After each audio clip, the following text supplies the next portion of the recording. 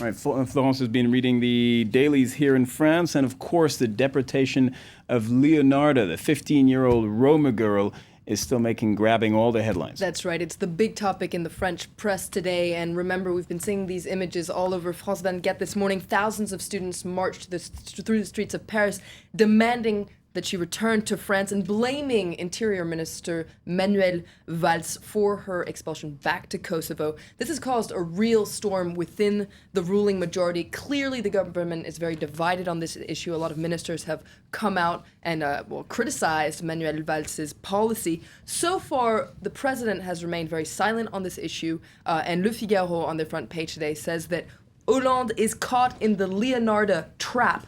Now, in their editorial, Le Figaro says that Hollande really has to step in on this one and decide whether or not Leonardo comes back. And basically, he has two choices: either open the door or close the door. Neither one is easy, and he has a lot to lose with both. For instance, if he opens the door, this will mean that he is publicly disavowing his interior minister, Manuel Valls, who is very popular in opinion polls, and this in favor of the, quote, moral left. It'll also mean that he's going against the law, and according to Le Figaro, it'll mean that he's encouraging illegal immigration, because this is what all this is really about, is the government's immigration policy, specifically with respect to the Roma community. His other option, though, is to close the door, and this would really upset people in his own party. According to Le Figaro, this is what French people want, however, so it's a very tricky situation for the president. And for once, the left-leaning daily Libération agrees with the right-leaning Le Figaro. That doesn't happen often in the press review. It doesn't happen ever. They say that Hollande, it doesn't happen ever. Hollande needs to clear things up. That's right. In fact, Libération appeals to the president today on their front page here.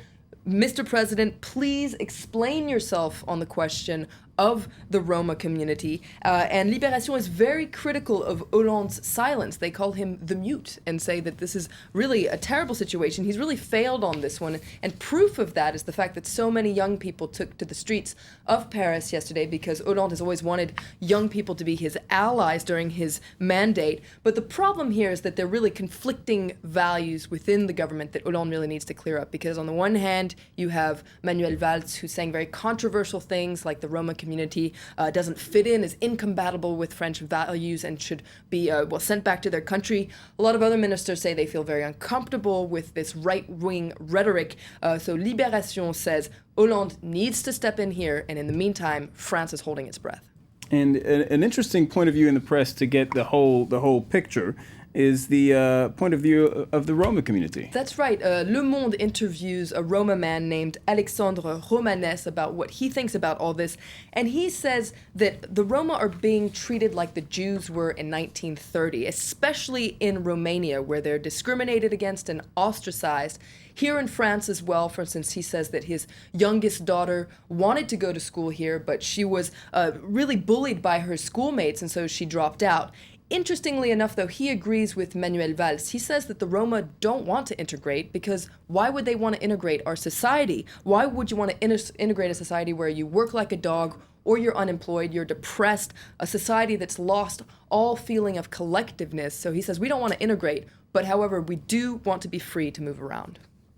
Interesting point of view there in Le Monde. The French press is also reacting to a recent report from the World Health Organization. That's right. This is a shocking report that came out this week that listed air pollution as one of the leading causes of cancer. So Les Echos, the business daily, takes a look at the cost of all this, whether it's going to the doctor, being hospitalized, or having to buy drugs, etc. According to Les Echos, this costs 800 million euros every single year. Almost €1 billion. All right, well, Florence Villeminot, thank you. And finally, you've got an association, a charity, bringing social media to the streets. What's that about? That's right. This is the Fondation Abbé Pierre. It's a famous humanitarian association here in France that helps homeless people. Well, they, along with France Inter, the radio station, they've decided to give smartphones to 5 homeless men so that they can tweet about their everyday lives. So you have Manu in Paris, Patrick and Ryan in the city of Metz, Nicolas and Sébastien in Bourges. So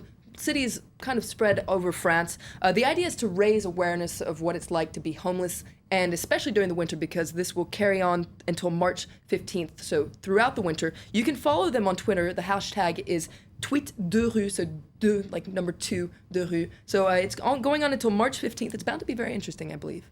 All right, Florence Villamino with a review of the French press. Thank you very much.